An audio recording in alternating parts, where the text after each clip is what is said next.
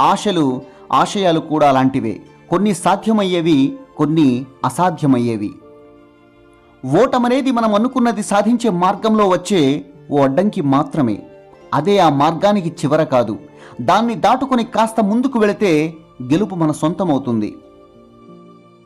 గౌరవం, ప్రేమ, స్నేహం ఇవి భిక్షగా అడుక్కునేది కాదు. మనం నచ్చి, మనల్ని మెచ్చి వాటంతటావే మన దరికి రావాలి. అప్పుడే మనకు విలువ. నువ్వు సరిగ్గా ఉన్నట్లయితే కోపడాల్సిన అవసరం ఉండదు.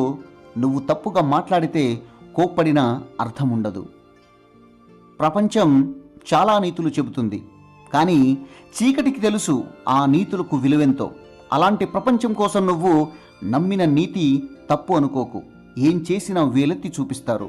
కొన్నిసార్లు నువ్వు ఏ తప్పు చేయకున్నా కొన్ని నిందలు నీపై మోపబడతాయి. నువ్వు ఆ క్షణమే వాటిని పరిష్కరించకపోతే